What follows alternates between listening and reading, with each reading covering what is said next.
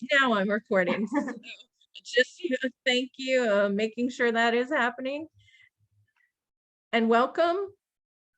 Please go ahead and share your knowledge with us. Right, so I'm gonna get my presentation going.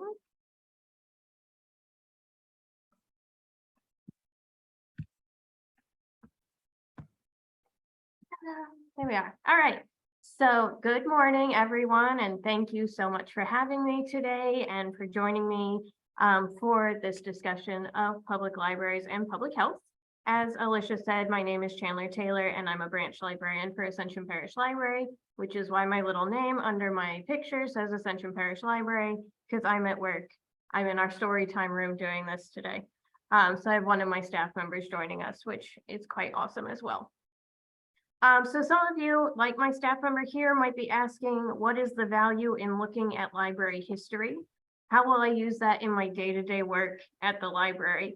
And beyond the cliche that we should study history because our history influences our future, what I hope you get out of this presentation today is, number one, some seriously interesting facts to share at your next networking event. And number two, some reassurance that we have weathered these storms before and survived. So we already have the tools at hand to survive whatever comes next. What a study like this offers is a moment of reflection that we didn't get in 2020 and allows us to see how we came to the conclusions that we did during those chaotic times. As many library practitioners have stressed, there's an importance in maintaining institutional memory of such crises, and at the very least, documentation of previous disruptions and disasters are beneficial for establishing new pandemic preparedness plans. One of the things that stands out to me as someone who worked through the pandemic as a librarian is the initial response of the library I was working at in 2020 was to open for a few hours in the morning, close for a 2-hour block to sanitize the building and all the computers, and then open again for a few hours in the afternoon. And I distinctly remember one day when we made the announcement, attention patrons, we will be closing in 5 minutes, but we will be reopening again this afternoon. And as soon as the announcement was finished, we had an email that said we would not be reopening to the public. And that change that occurred in those 60 seconds really showcases to me the anxiety and the drama inherent in the lived experience of the COVID-19 pandemic, where we really didn't know what was going to happen from moment to moment.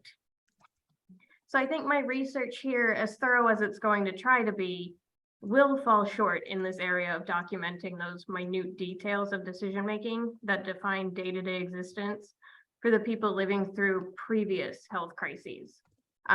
So if you take nothing else from this presentation, I hope that you will go forth and create an institutional record of your COVID response, not just to benefit the future librarians of your institutions, but to benefit the future researchers like me, who really want to understand the lived experience of librarians and patrons alike throughout this most recent pandemic. So this is a very large research project that I started working on back in 2020. Like many historians and librarians, I became interested in not only what other libraries were doing as we muddled through the spring and summer of 2020, but also what libraries had done a century before during the 1918 influenza pandemic. There's a wealth of scholarship that was produced in late 2020 and early 2021, analyzing the similar challenges to library services engendered by the two pandemics. These studies all came to essentially the same conclusion. The COVID experience and the 1918 influenza experience were strikingly and eerily similar for libraries. The one thing I think all of this scholarship was missing, though, is a bigger understanding of the relationship between public libraries and public health. And by that, I don't mean public libraries as stewards of public health information or partner sites for public health initiatives, but rather how public libraries respond and adapt to public health crises that impact our communities. For this study, a public health crisis is defined as any highly contagious disease of viral or bacterial origin that greatly disrupts the lives of a community. So the title of this project, The Crisis of Connection, comes from the understanding that when the COVID-19 pandemic forced many libraries across the United States to shut down or limit patron access, it created an unprecedented crisis of connection in the age of the internet, where we're always connected in some way. So this ensuing crisis was twofold. Number one, the loss of the physical connection with patrons that was grounded in face-to-face interactions. And number two, the necessity to forge pseudo connections across an undefined distance through largely untested face-to-Facebook interactions. While the COVID-19 pandemic has often been described as an unprecedented crisis, it was certainly not a first of its kind in terms of major public health crises. Edwin D. Kilbourne notes that 3 worldwide pandemic outbreaks of influenza occurred in the 20th century, one in 1918, one in 1957, and one in 1968. It's likely that because libraries and their communities were already coping with a multitude of issues in 1918, like a global military crisis known as World War I, the 1918 influenza pandemic has become the primary reference point for all subsequent public health scares. In August 1957, for example, during an outbreak of influenza, the Pittsburgh Press reported, "The question in most people's minds is, are we in for another 1918?" The dramatic and traumatic legacy of the long-term COVID catastrophe once again inspired us to consider the influenza pandemic of 1918. Blair Stapleton of the University of Louisiana at Lafayette asserts that the 1918 pandemic is the only other documented pandemic that had a dramatic effect on libraries in the United States. This may be true if the focus is specifically on the term pandemic, but American libraries have had to account for a myriad of public health crises throughout their relatively short history. For well over a century, when a community's well-being was greatly disrupted by a viral or bacterial infection, public libraries were equally affected by the upheaval of the disease. In October 1898, for example, as you can see here, school and public libraries were closed for 2 weeks in response to a raging diphtheria epidemic in St. Joseph, Missouri. And in February 1907, the Daily Times of Davenport, Iowa, reported vigorous measures had been decided upon by the doctors to stamp out scarlet fever and diphtheria, including the closure of vaudeville houses and public libraries. It was the opinion of the Iowa doctors that the circulation of books is a fruitful source of spreading contagion. Not only did librarians of the 20th century have to navigate public health crises like diphtheria, scarlet fever, and polio alongside their patrons, they frequently found themselves having to defend their own libraries against such attacks of disseminating deadly diseases. This poster that I presented at the Louisiana Library Association conference in 2022 gives a broad overview, both geographically and temporally, of the various outbreaks that librarians have had to contend with. For some, this is a frightening visualization of one layer of my research data, and for others, it's comforting to know that our profession has survived so much trauma. Using newspaper coverage from the mid-1800s through 2020, I have identified 24 public health crises of differing severities. If I found coverage of a community quarantine or school closures in response to a disease outbreak, I added it to my list. Of course, as news and information became more widely available and at a quicker rate, coverage of library closures fell out of the headlines, which ironically makes more recent public health crises a bit trickier to research. When looked at more closely, the primary sources I utilized in designing this poster reveal that commonly accepted solutions to the challenges of the ongoing COVID-19 pandemic were not entirely innovative, as librarians of the late 19th and early 20th centuries showed a similar tact for swift adjustment in the face of public health crisis. For many of us, library school did not prepare us for COVID simply because the groundwork of our profession already had.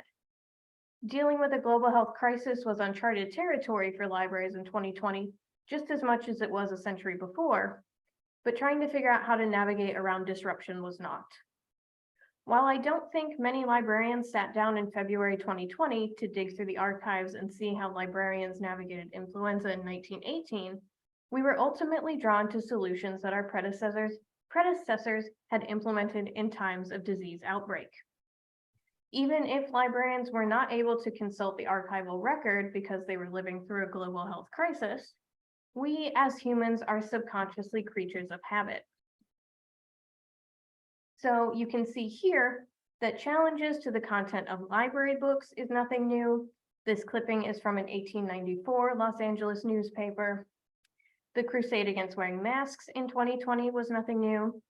Of course, people fought those same ordinances and recommendations in 1918. One feisty letter to the editor in Calgary, Canada, from November 1918, told of an individual who bemoaned how hard it was on the nerves to, quote, walk down the street and see the disfigured faces of others, all while being reminded they were living in the midst of a pandemic. How awful. According to the letter writer, mask ordinances were simply a matter of health and giving people a chance, and they signed the letter, just common sense. Finally, we see here that library books are without fail the first thing to blame for the spread of disease. The clipping here is from Indianapolis in 1904.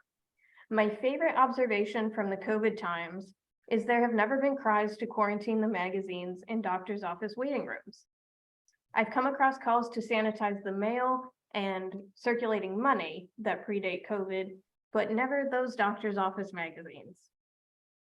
Part of this larger research project looks at the longstanding scientific uncertainty of the role of library books as agents of contagion, and I will delve into that a little bit later in this presentation. As I've said, this project is quite large, and there's a lot that I hope to learn as I continue to delve into this research. There are 3 layers of research that I'm hoping to develop. The first is gathering data on the various diseases in terms of geographic spread and number of cases.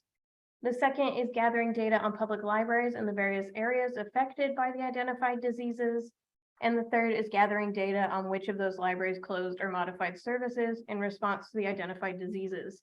That way I can start to build some established patterns of closures and other service modifications. My primary focus is public libraries in the 20th century, largely because we didn't have very many public libraries in the US before then. By 1918, there were close to 6,000 public libraries in the US, and you can compare that to the estimated 17,000 public libraries reported by the Library of Congress in 2016. I'm also looking at documented school closures in relation to these diseases, because as I noted here, during this time frame, the early 20th century, we see the expansion of public libraries into their own space outside the public schools. For many communities, especially African-American communities, the school library was the public library for at least part of the 20th century. That's an area of this research that I'm still digging into, that historical overlap, simply because my knowledge of the school library as public library is purely anecdotal out of stories I've heard from Ascension Parish. When libraries modify their service model for health and safety reasons, it is mostly done with the aim of protecting our child patrons, which is another reason that school closures can be just as informative for this research. I've also noted here that alongside the myriad of public health crises, we see the development of children's librarianship as a new focus in public librarianship. In his 2009 book, The Story of Libraries, Fred Lerner notes that after World War I and the influenza pandemic, public library service to children became widespread and was extended even to those who were too young to read. To encourage preschool children to find enjoyment in books, libraries offered picture book collections and story hours. Films, puppet programs, and other activities enticed children and their parents into the library. Similarly, Lowell Martin's study of the history of the public library in the United States charts the transition of the public library from a place of moral education to a place of recreation that supports literacy. As the focus of librarianship shifted to larger community engagement through programming, the services we needed to adjust for our patrons changed drastically because there was more personal interaction in this constantly evolving service model that required more than just matching patrons and reading material. In 2020, when libraries closed their doors abruptly, they immediately opened their digital communications in an attempt to preserve the one thing most important to libraries, human connection. According to Lori Mon, the ongoing influenza pandemic of 1918 caused some libraries to modify their service models in ways that reduced public access to parts of the building, thus essentially enforcing what the librarians of 2020 would come to know as social distancing. It was additionally reported that one branch of the St. Louis Public Library put a truck of books near the door and assisted children there, an early iteration of curbside pickup. These are just two examples of how the 1918 response informs the 2020 response. I'd like to go through a few more examples that I have found as I comb through the newspapers of the early 20th century. Some showcase direct links to the COVID pandemic, while others illustrate various tactics libraries have used in an attempt to protect their patrons. So this is from a January 1908 newspaper from Washington, D.C. After a smallpox quarantine was lifted, the Mount Vernon Square Public Library reported the largest crowd of patrons in the library's history. In response to the high turnout, the library went fine-free, with librarian George F. Bowerman saying, quote, "We have been so gratified with the attendance, we have decided to collect no fines at all." Many libraries used the COVID-19 pandemic as the impetus to eliminate fines for overdue items. Joseph S. Peet of the Times in Munster, Indiana, wrote in January of this year, 2023, quote, "For most libraries, their first experience with going fine-free was when they suspended fines during 2020. Pete may be correct that many libraries had not even contemplated a fine-free existence prior to this moment, but I think this 1908 instance at least indicates that the fine-free phenomenon in response to a health crisis was not a novel idea to 2020. The Mount Vernon Square Library was closed by the health office on January 14, 1908, after a case of smallpox was found among the employees of the institution. It was actually the assistant librarian who came down with the disease upon returning from vacation. Thus, the library shutdown or quarantine only lasted 2 weeks, but this small instance showcases the significance of the library to this community. Bowerman had initially announced the decision to go fine-free on January 19th, with the caveat that the suspension of fines would only last through February 1st, but the spike in library patronage when the library reopened on January 27th inspired him to make what he later claimed was an erroneous statement. Indeed, this moment without fines was short-lived, as Bowerman announced on February 8th, quote, "All books taken out since the reopening of the library are of course subject to fines if retained beyond the time at which they are returnable." His pronouncement amidst the chaos of the library's reopening was misconstrued as suggesting all fines had been abandoned. Even I had gotten excited when I first read it.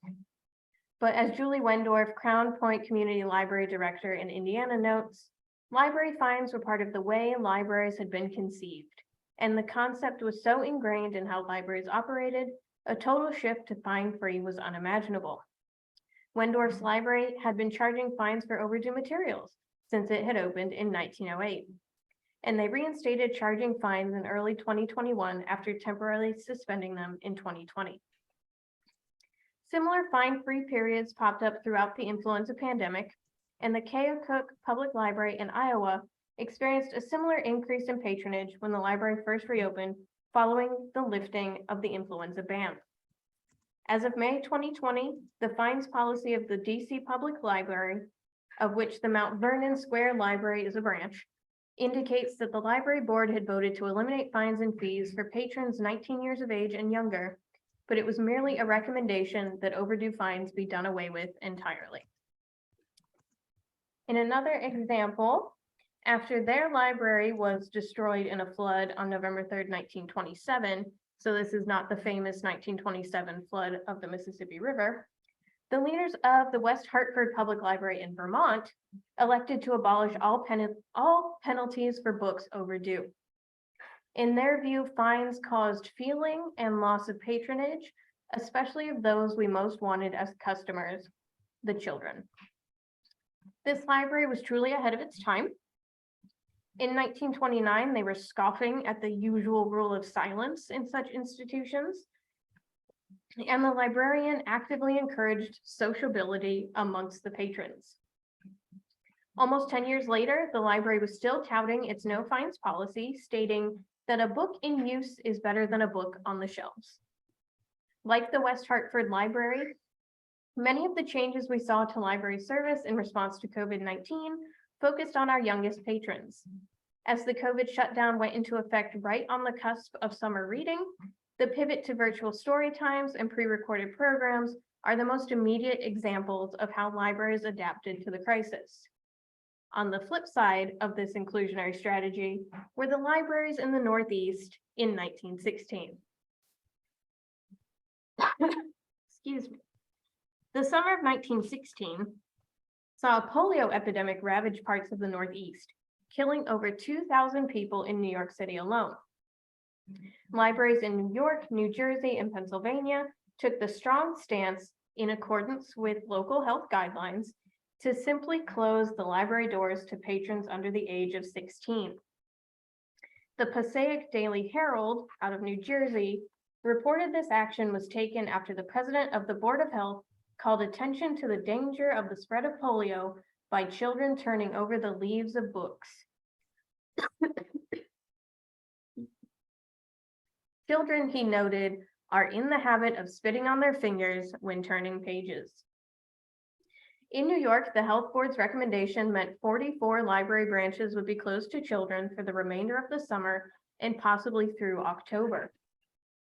Children were allowed to return books they had checked out prior to the closure, but were not permitted to check out any new ones. Even their parents were not permitted to check out children's books. So strong was the belief that books could further spread the disease. In September 1916, the Brooklyn Public Library reported a sharp decrease in circulation numbers for the summer months that they believed was caused solely by closing the children's rooms during the polio outbreak. While the children's rooms were closed to young patrons, an attendant was stationed at the door to prevent kids from entering the space, but it was the responsibility of one of the librarians to explain to kids why the prohibition had been put into place. While polio primarily affects children under the age of 5, the World Health Organization notes anyone of any age who is unvaccinated can contract the disease. And in 1916, there was no available vaccination. So these librarians were equally putting their lives at risk just by doing their jobs on a day-to-day. Indeed, as the disease spread across the country, the first reported death in Sheboygan, Wisconsin, was that of 36-year-old Matt Schwartz. In New York City, where the presence of polio was the most ominous, the health board reported 25 deaths and 121 new cases of the disease in adults on July 18th.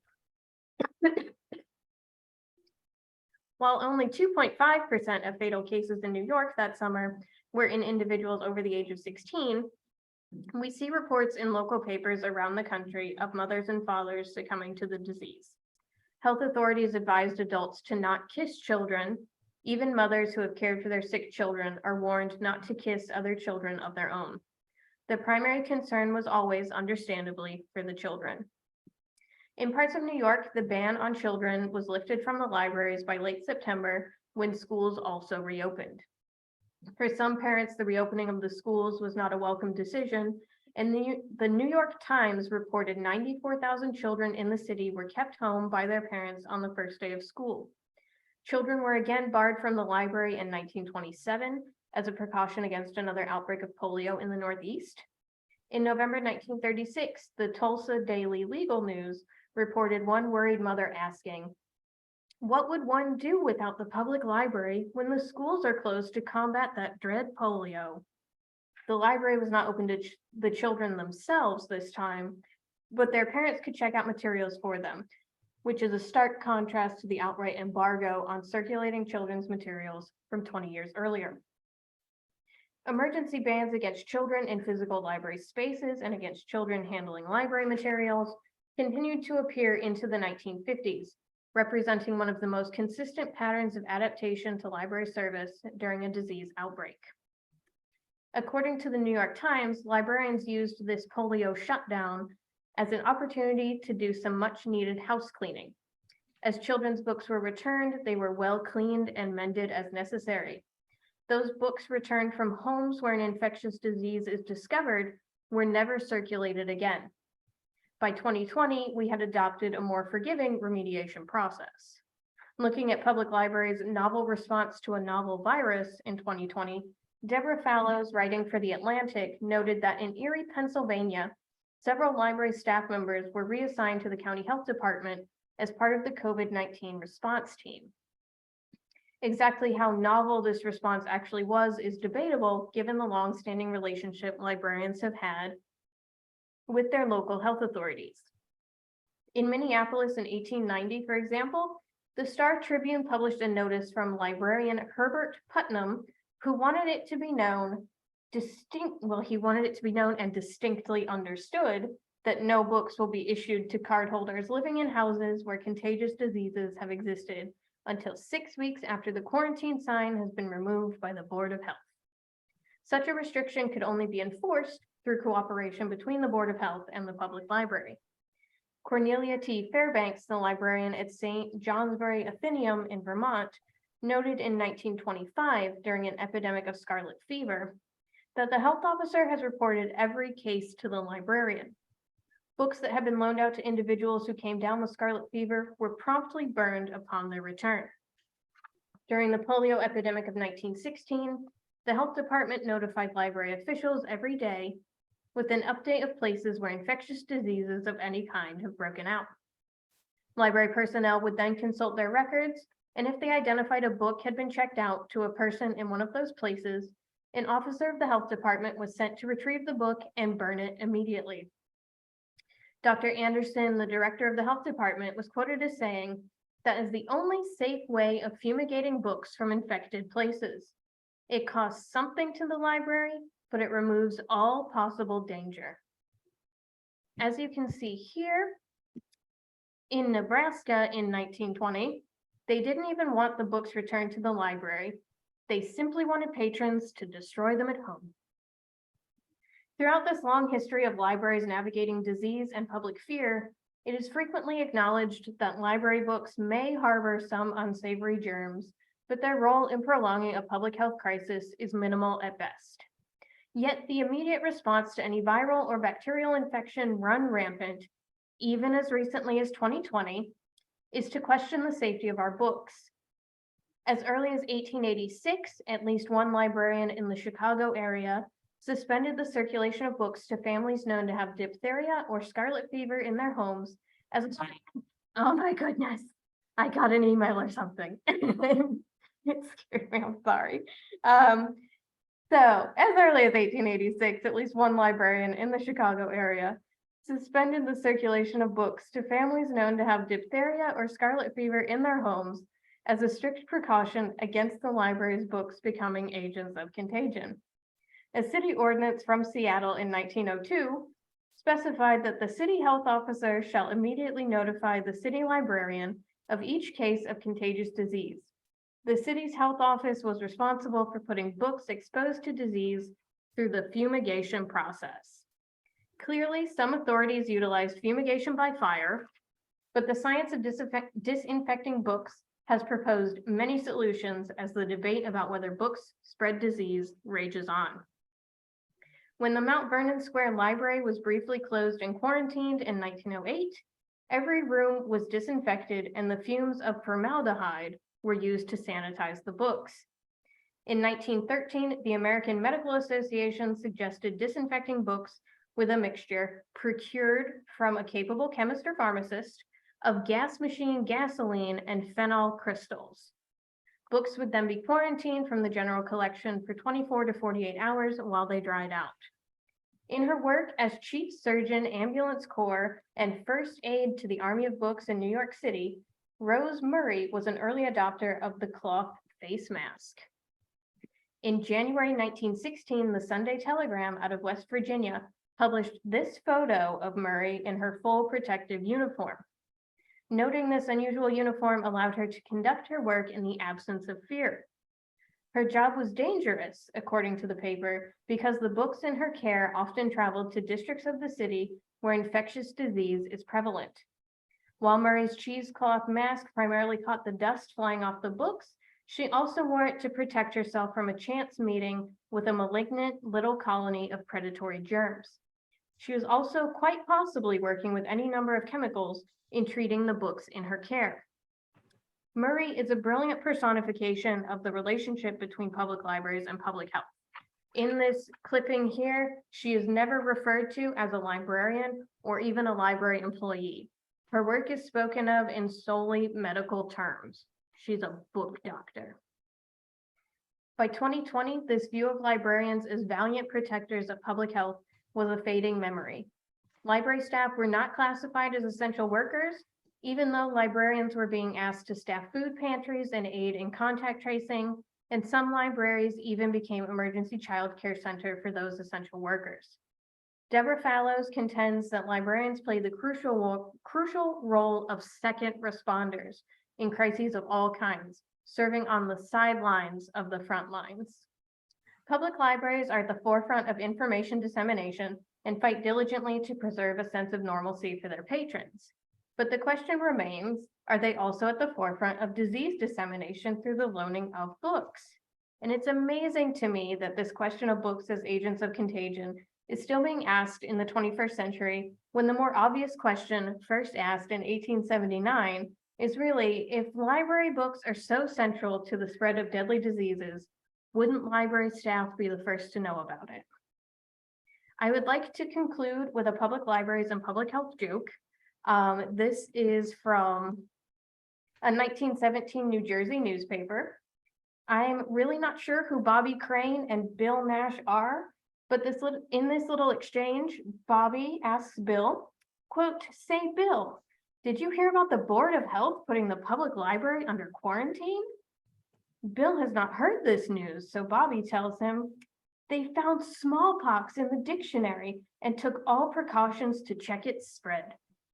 This moment of levity falls in the lull between the 1916 polio epidemic and the 1918 influenza pandemic, and I think it opens the door to further explorations of the patron perspective of the varied library responses to disease outbreak that we see over time. But that's a discussion for another day. So I want to thank you for joining me this morning, and I apologize for getting an email and scaring myself. Thank you so much. Let me get myself back here. Thank you so much, Chandler. That is really fascinating. And I appreciate all the work that you've done to put that together. Now, if there are any questions or comments, we'll save those to our Q&A at the end.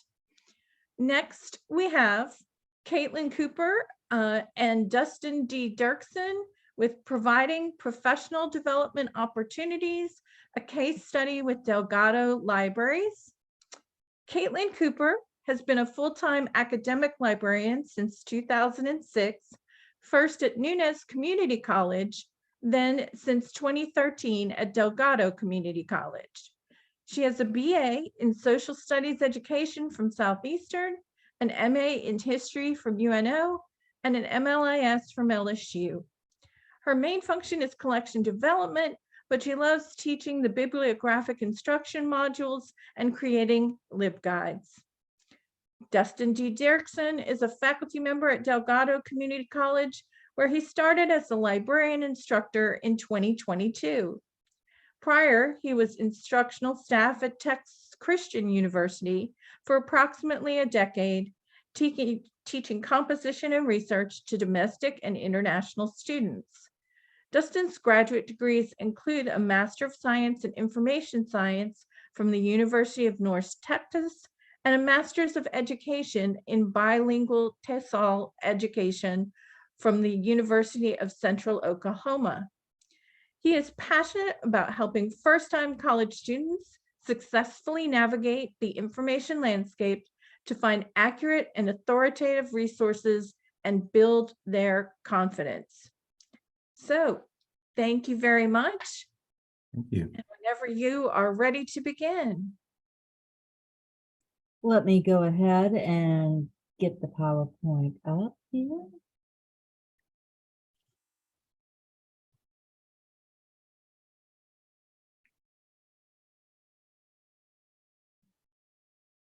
And I will navigate. Dustin, take it away. All right. Well, good morning, everyone. Thank you so much for taking time out of your day to join us. And a big thank you to Chandler Taylor for a fascinating overview comparing the history with the present day in regards to library services and outbreaks. We're going to take things in a slightly different direction and talk about how we are trying to utilize some of those same online platforms that we've implemented during COVID and applied that to some collaborative work with another entity on campus and to create professional development opportunities. So let's go ahead and begin. So the first thing we want to cover is what exactly are we doing and why are we doing it? Just to give you a little overview. So the idea here in a nutshell is to create a collaborative initiative. And when I say collaborative, I want to talk about two tiers of collaboration.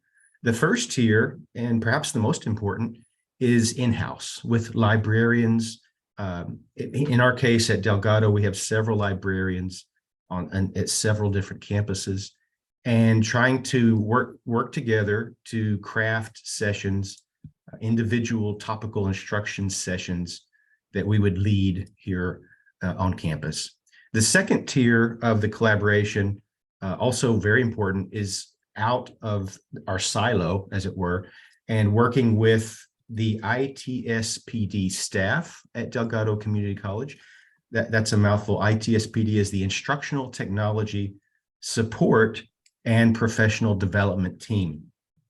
And so here you see we've got a little Venn diagram set up. On the left, you'll note these are the librarians, our director, Tim Stam, myself, Dustin Dirickson, Caitlin Cooper, and another cohort, Ms. Courtney Stortz. And basically, Tim, as our director, would kind of give us guidelines and recommendations, and Caitlin and Courtney and I would craft the sessions and determine what themes were appropriate for our particular patron base and to present those sessions. On the right side, you'll see the ITSPD staff, the director, Angela Kamile, and we did a lot of interaction with the other three who were in the sessions, not all together, but Emily Clay was very helpful in regards to scheduling and promotion. Yondell Griffin, she would often sit in the back of the sessions and make sure that we were okay, technologically speaking. We were doing some hybridized sessions. And Chase Lawson was also vital with some tech support. I would mention that Yondell also really helped out with promotion, which is a big part of what we want to talk about today. So yes, that's the who, that's the what, and that's the why. So trying to get through some of those basic WH questions as to what we were doing. Could we go back to that last session, that last slide, Caitlin, please? We certainly can. Yeah, I want to look down at the why just a bit to just kind of say, why did we do this initiative? And of course, like any institution, whether you're a public library, an art library, art museum library, or in our case, an academic library, whatever type of institution you represent, we're always trying to increase understanding and usage of library collections. We're always trying to raise awareness of our services. And for us, the last one was also important, fostering interaction and dialogue with faculty and staff.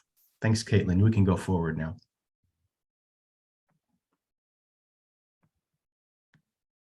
So establishing the basics here, looking at content. The rhetorical considerations were important from the beginning. Brainstorming, what exactly are we proposing? What are we offering? Because as you know, at an academic library, we're already working with individual classes and the instructor or the faculty member. So what are we really doing that's different than that? And so we considered the triangle, 3 different points of rhetorical considerations. On the left, you see faculty. And so often when faculty come in, we're just helping them with a project for their students. But in this case, it's different. We're just providing a session for faculty only. And we're trying to just raise awareness with maybe faculty who are new to the college. They don't know what services and resources we have to provide them.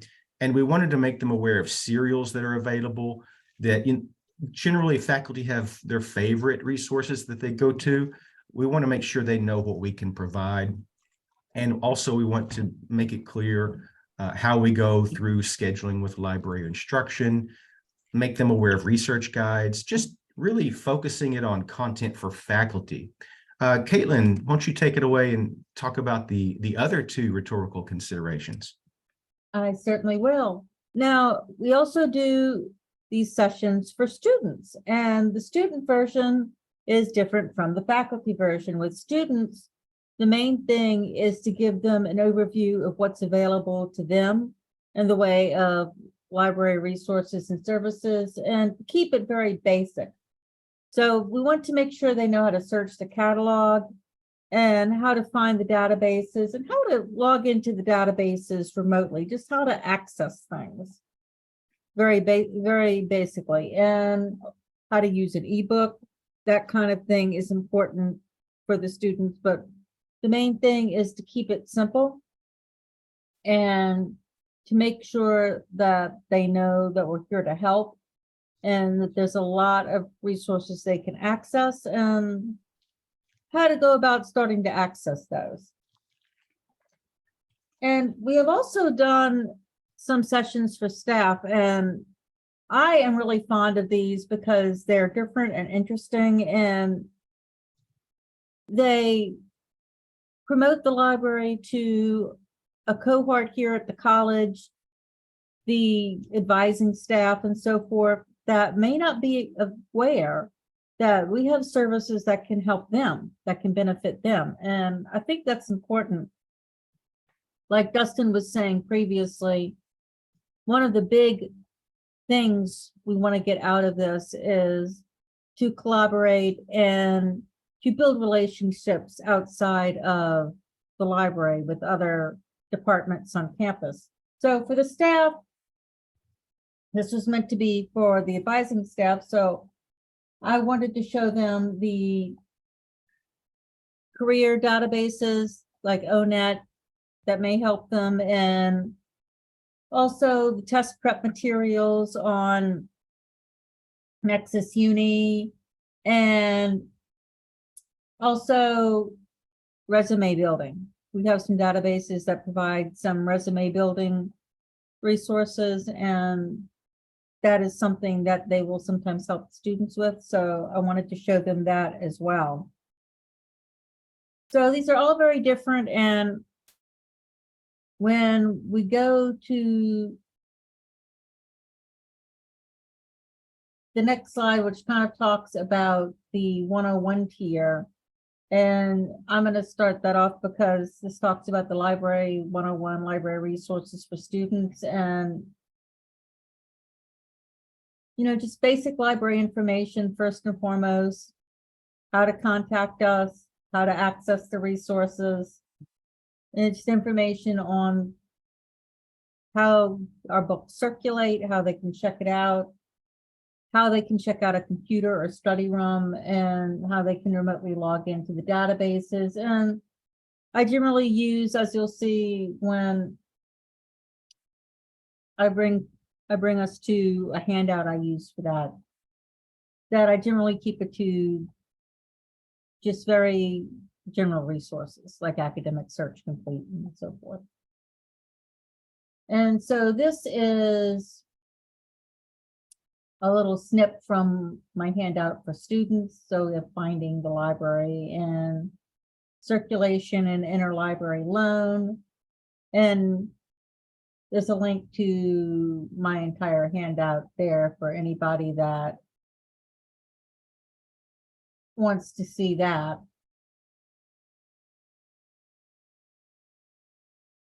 And reserve materials, databases, and computers, printing and scanning, and so forth.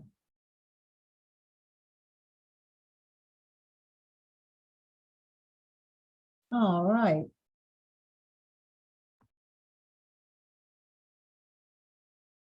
And this is my handout for faculty. And so you will see that I talk about the serials and reserves here because that is important for the faculty. I always try to promote them putting their textbooks, a copy of their textbooks on reserve with us, because I think that can be a very important resource for their students. And I want to let them know that that's available. And of course, library instruction, we always want to encourage them to have us come into their classes and do bibliographic instruction module. And that's just something we've always done, and that is a great way to also build relationships with faculty and their students as well. And we always would like to see more of those. And I also have a link here to that handout, that entire handout in the PowerPoint. And so research guides, reserves and serials, library instruction. And I have here linked to a couple forms like the materials request form. Because my function is collection development, I have a form that Shanna was our sysadmin librarian was kind enough to set up for me that they can fill out to material suggestions. Anything they think the library might have that's not one of their textbooks, might want to have for their students that's not a textbook. Any materials that they think might benefit their class. Okay, and this is Dustin's Prezi for the faculty. So Dustin, you can take that away. Yeah, and let me backstep just a second here and talk about the tiers.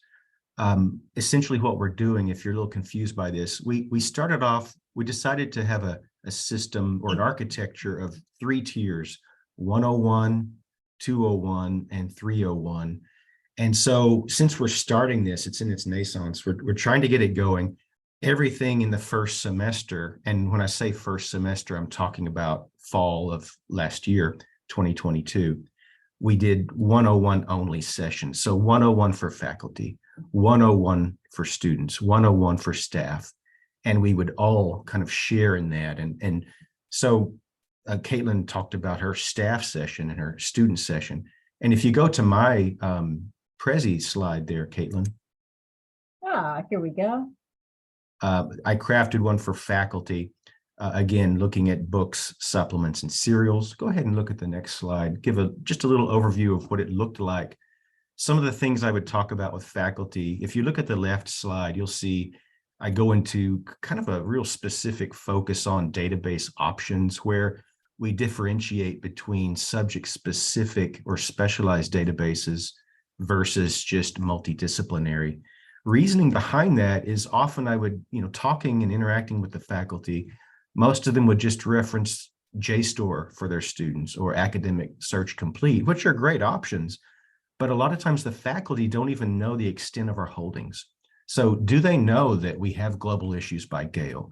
Do they know that Sage Journals is another great resource for multidisciplinary research? Or are they aware, if they're teaching in the business department, that we have Entrepreneurship by ProQuest? A lot of times they're not even aware of our holdings. And to be fair, we switch our subscriptions around year to year. So there's some change with that. And so this is a good chance to let them know what we subscribe to. Another issue is, there's a lot of primary research going on with ethnography type assignments with instructors. So I always like to point out the news databases. If you look at the middle slide with the supplements, we always like to go over the protocols, the procedures for requesting literacy instruction classes, or how to put in a materials request.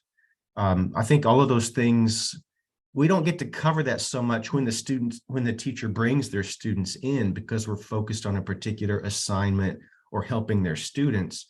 This is really focused on the needs of the faculty. And with the catalog, just letting them know that, Boolean operators don't work with enterprise on a search. It's like sometimes they're surprised by that. I had a faculty member say, "Oh, I didn't realize I could use quotation marks that way to really focus on a set phrase." So we try to, just customize it and focus it on faculty. Let's go ahead and look at the next bit, Caitlin. The quotation marks are one of my favorite tricks. And this is my handout for the Staff 101 session. And so databases for careers and resumes, the Learning Express with the career prep stuff, like practice tests for various career certification exams, and a link to a YouTube video I did for our channel about navigating Learning Express. And Learning Express also has the workplace skills module and of course ONET. And like Dustin's saying, the advising staff that I talked to wasn't aware we had ONET. And we're very pleased that we did. So, and the ONET interest profiler, which may really help them when they're trying to advise a student. And again, I have the entire handout link here. And one of the things I do with these handouts, because my sessions have been mainly on Zoom, is I like to embed a lot of links in them. And I also send them as a PDF to the attendees after, as well as putting them in the chat, just so they have that reference to find these things. All right, so moving into the spring semester, we finally were able to implement level 201. And when we say 201, we're getting out of the basic realm and we're trying to focus on niche areas. In this example here, Courtney Stortz, one of our cohorts, she developed a presentation solely on interlibrary loan, where she went into the nuts and bolts of how to set up the account, how to actually request a loan. Go ahead and go to the next slide, Caitlin. Here's a few example slides from that. And if you're going to talk about interlibrary loan, it's a great segue to discuss copyright rules. And so she would bring in a lot of the rule of 5 copyright information into her ILL session. And since we have 6 different campuses, we have intra-library loan. In addition to interlibrary loan, we've got 6 libraries. We can pull books from other places without going outside of our system. So that was one of our 201 sessions. Another one was this one I developed about news. The goal here is I'm wanting to get faculty aware of current events databases. And a lot of time, again, with ethnography type research or looking for primary sources. And again, Chandler Taylor showed us a lot of that type of research with all of the newspapers she was pulling from. Maybe that was Redex. But we would try to introduce newspaper databases to these faculty. This is for faculty or students or staff. This was open to anybody who wanted to come. But to get them in and to entice them, I talked about the state of the news. And of course, everyone's talking invariably about fake news these days. So pulling them in through that, but then before they go, focusing on databases that can help them.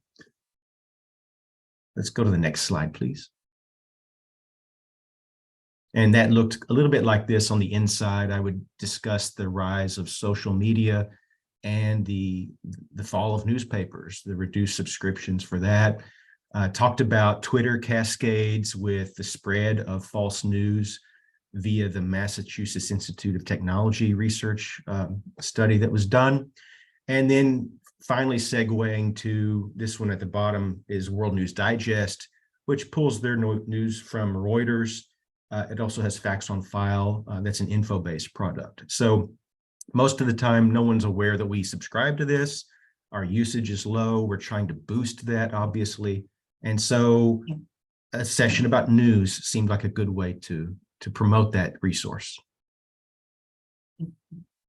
So those are some 201s. And going forward, this is where we are at right now. Into the next academic year, we're hoping to bring in some 301 level sessions.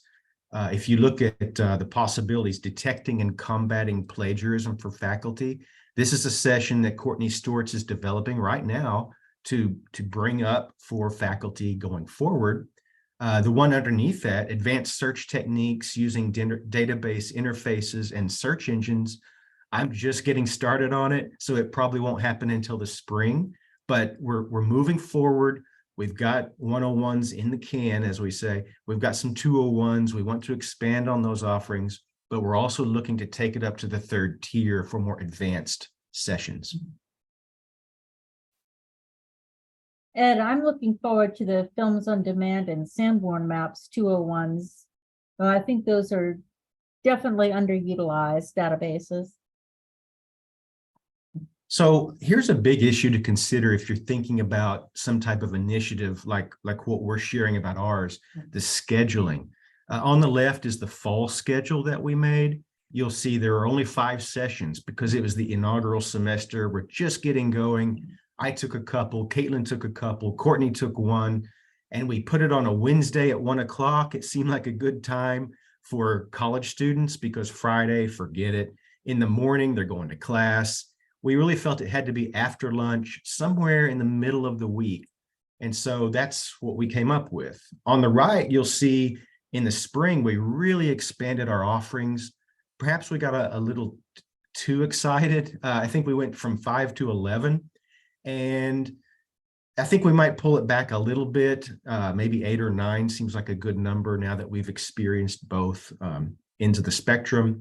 But we shifted it to Tuesdays and Thursdays. We tried a 2 o'clock slot to see if that would boost attendance. And so we're still playing with finding the best day, the best time, when to offer these sessions. And of course, as you all represent different types of institutions, from public libraries to maybe law libraries or state libraries or wherever you're working, you'll have to consider who is your patron base. What are the times that seem to fit for bringing in sessions that they could attend?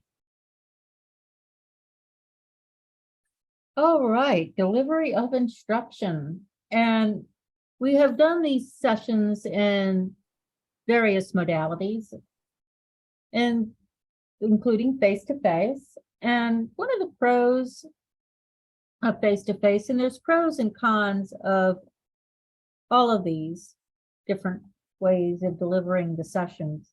With face-to-face, they're more personal and interactive. You know, I find a lot of students seem to be more comfortable asking questions and engaging in face-to-face. And that is something that a lot of students prefer. And also with face-to-face, there's less of a technology barrier. That's less of a thing now post-COVID, but there's still a lot of students that aren't comfortable with the technology that it takes for Zoom. So one of the cons of this, though, face-to-face, is the proximity issues. Like Dustin said, we have multiple campuses. And a lot of our students are traveling from work or family obligations. And if there's a face-to-face at City Park, they might not want to come from the West Bank for it. So there's a proximity issue with the multiple campuses. And also, like I just said, a lot of our students are not full-time students. They have, or they are, but they also have full-time jobs or family obligations, adult stuff going on. And so that might make face-to-face a little harder to get to for them. So there's a proximity issue. Now, Zoom, conversely, there aren't any proximity issues there. That helps out with the multiple campuses of it all. And I find Zoom very easy to demonstrate the databases on. You can show them right on their screen what you're doing. Of course, the classrooms do have computers and projectors, so you're also doing that face-to-face, but it's really easy on Zoom. Now, as well as that pro with Zoom, there is a con of a lot of students find it more impersonal. Like I say, I think they're less likely to interact and ask questions on Zoom. And there's those technological barriers. So they may not want to deal with the frustration of trying to do Zoom if that's not something they're used to. However, like I said, I think that has decreased post-COVID. Now, I haven't done a hybrid session, but Dustin has, and it's the best of both worlds. And Dustin, can you speak to your hybrid experience? Yeah, thank you, Caitlin. So the hybrid is a whole nother animal. Again, I do think it's the best of both worlds because you can reach multiple campuses, or proximity is not an issue. And also people can come and sit in the chairs right in front of you. And so it's really their choice. And so you can have that option for, personal interaction, but also don't have to worry that they have to be here. The issue though with hybrid is it takes some practice, because for one, you probably need someone to assist you with chat functions. If you're trying to do the lecture or give the session and people are chatting in, if you're not comfortable doing all of that, you might miss something that's being posted online. But the biggest issue I would say is the audio, because people invariably, you'll have someone zooming in and they'll say, I can't hear you. So you really need the facility to create a hybrid environment. Do you have drop mics from your ceiling, for example? And have you tested those, and have you set up Zoom correctly so that the audio is functioning? We had some trouble in the beginning. Even though we did some testing when we went live, the first session was still a complete disaster because we couldn't get the audio functioning for whatever reason. So we had to work through that. But once we established that and got comfortable with it, then it was great. So I would just say, yeah, really practice with the hybrid, make sure the audio features work, have some friends or other librarians zoom in from another space to see if they can hear things correctly. Yeah, let's go ahead and move forward to the next consideration, and that is going to be outreach, promotion. So we tried a lot of methods, email mass distribution lists. We need to get people into these sessions, make them aware of the sessions. ITSPD, they would put it in their monthly newsletter. We used our Facebook and Twitter social media channels. We also had our events posted in Canvas, which is the LMS for the students. We also put it on the Delgado homepage in the college calendar. We even put signage out. So we're trying a lot of different ways to promote. We still have other ideas going forward, but let's look at some of the examples. We'll just go through these. This is the monthly newsletter. It's a little impersonal because they're putting all of the events of the month. But if you look very carefully, you'll see that on November 2nd, with the middle image, there's Library 101. Let's look at the next one. So we're just going to go through these quickly because of time. I know we're running short on time. We want some questions at the end. So some of these were created by librarians in the library. Some of these were created by ITSPD as we were collaborating. My favorite one is Caitlin's right here in the middle, the Library 101 for students.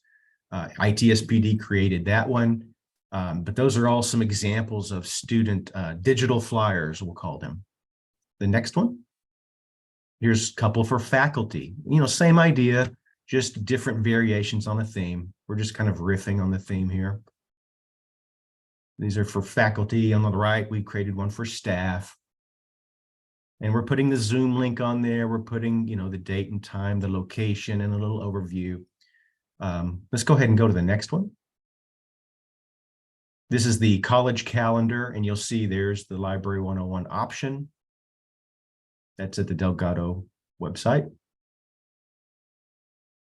Here's another example. And if a student clicks on that, go ahead and go to the next slide. You'll see there's a Zoom link built in and a little abstract, so they can read what's it about, and they can directly hook up right there. Next. Here's a few old school paper flyers. We decided to put one at the circulation desk and out in the library itself by the chairs.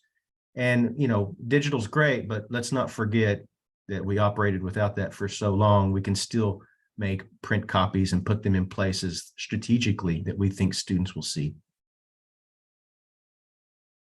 Going forward, we hope to utilize the monitors in the library. We didn't for the past year, but for the next year, we think maybe putting like digital posters up there would be another addition to promotion. So a little reflection.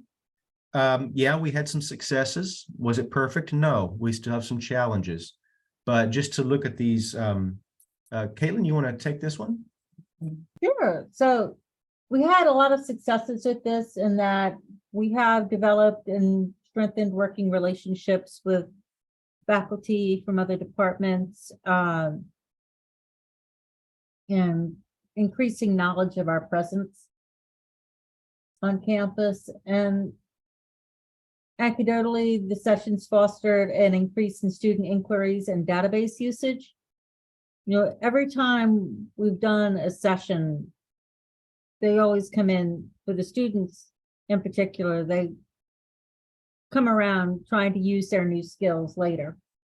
And that's always a good thing to see. And just having these sessions help promote the library's services and resources, letting them know we're here. And yes, that includes, and I think it's very important to highlight some of the more underused databases as well. And so, Dustin, challenges. Yeah, again, we're still trying to perfect this. Attendance is the biggie. Some of the sessions were well attended, others were sparsely attended. That could be due to lack of promotion or misplaced promotion. It could be due to timing with the scheduling, putting it at the wrong time slot or the wrong day. Maybe there's an interference with another class. Maybe there's a lack of interest. It could be the themes that we need to reevaluate. There could be several reasons why we're not getting enough students.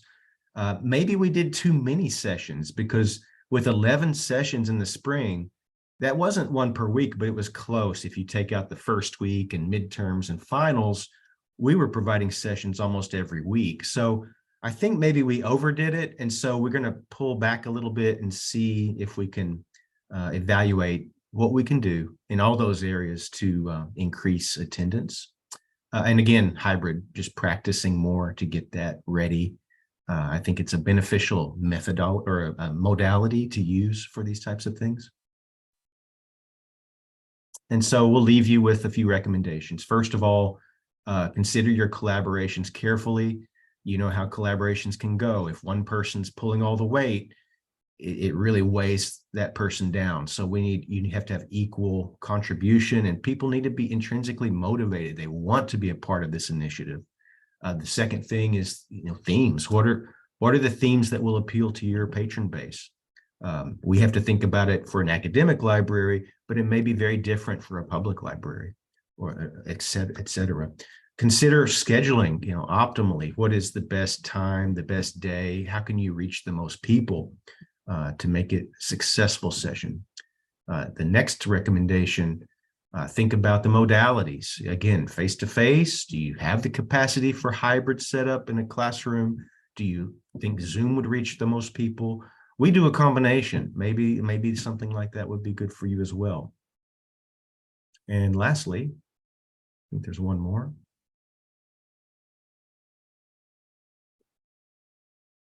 There we go. Promotion. Digital, analog, however you can reach the people. That's where, it takes a little effort and thought. But again, every institution is different. You've got your own mission, your own collection policy, your own patron base, your own culture, just finding what works best for you. But I think it's been very educational, and I think it's been a positive overall. We just have to keep plugging away and making it better and bringing out more offerings. And if you have any questions, please reach out to me. There's my information. And mine as well. And thank you all so much for attending our session. I hope you found it helpful.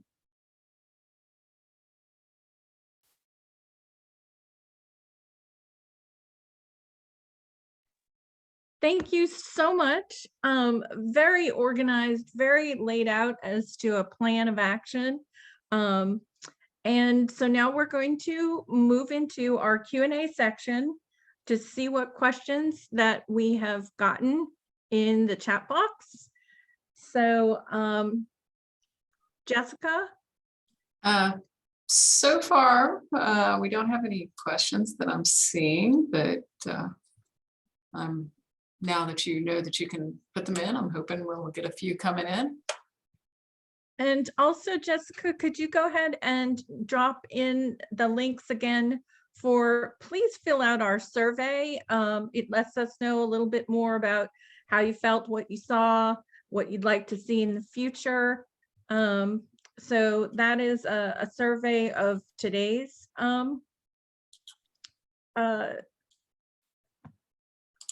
We do have a question. What was the name of the person in the first presentation? So that was Chandler Taylor was the first presenter. And what was the attendance? I believe it was 22 when I checked. 22 is also what I saw. I am now having difficulty. I went to Means what was the attendance like in the sessions with Caitlin and Dustin? again, I believe it was Yeah, 22. it stayed consistent. Oh, Oh, okay. stay So consistent. Emma, you have a question for Chandler? And I did just throw out the survey in the chat. As did I, so you got it twice right there. Okay. Yes, Emma, I'm sorry, let me get in here and unmute you.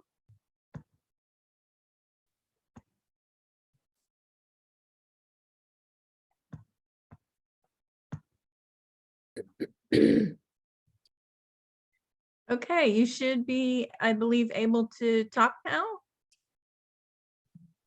Emma? It muted again. Okay. All right. I think that's good now. Yeah, hey All there. right. Okay, so first of all, I'd just like to say the presentations were excellent. The Delgado librarians never fail to please me. They always do such a great job. Caitlin and Dustin, great job. Thank you so much for sharing that. And Chandler, I wanted to ask her, how does she, the information that she shared about the viruses and the pandemics and all of the those things, how do you teach that as an information literacy class? Or do you ever teach that when you're sharing information? Do you ever share that as an information literacy class? Like, how do you teach that? Presently, I don't. In my role at the Ascension Parish Library, I'm not really in the position to teach. The most that I do is present at things like this and really just offer it to other librarians. I'm sure, like, I had staff in here today for this presentation, so I'm sure there's some information literacy skills to be taught to them as they kind of learn how to help patrons who might, I mean, it's unlikely, but they very well could come in with questions related to our pandemic response and things. But yeah, no, I have not done it in a classroom setting. Because I think that it was such a great job and so much great information that I think that it would be very beneficial if you did it as a presentation for a history class. Oh, for sure. Yeah, just wonderful information. And sometimes students are always looking for ideas, and the idea of the pandemic as it related to libraries and burning books and licking fingers to turn pages. Those were things that I like, the comic aspect of things. Mhm. And so I really enjoyed your presentation as well. But I think that that would be a great presentation to just share with the history class or American history class or things like that. And so if you're interested in sharing that information, you might want to reach out to get one. So you're not a librarian? I am a librarian, but public Not a- library. And I Ah. do mostly children's related things. This might skew a bit too much for the young ones. Right, right. No, I think that you could still present it as a in your public library as like a history session or, an event. You could create an event around that and present it in that manner. It was so much wonderful information, and I would hate to see it just, you've put so much effort into it, and I would just hate to see it just sitting there, not being utilized. You did such a great job on your presentation, and thank you for that. Thank you. Yes, I want to thank- see it used as well. Yeah, thank you, Emma. And I work with Chandler, and I know the amount of research and time that she has put into this. I do think with our own public library and teaching the staff through her presentation about digging through the newspaper archives, that was something that Caitlin and Dustin also mentioned, getting people interested in those databases. So you've got some other comments of things. So just that, it might be of interest to your patrons or a presentation somewhere else. So I am going to thank all of our presenters and all of you who attended today. And I again want to let you know that these will eventually be recorded. Please fill out the survey, and eventually you will receive information about when these YouTube presentations will be posted. We do like to close caption everything, and we want to make sure that that is accessible to all. So again, if you have any questions, you want to email us at nolaILC@gmail.com. And Jessica, do you have the link tree as well? If you'd like to follow us on any of our current social media channels, because we will also post when those YouTube videos will be available. Thank you so much. Take care, everyone. Stay healthy and safe. Thank you, Alicia. Thanks.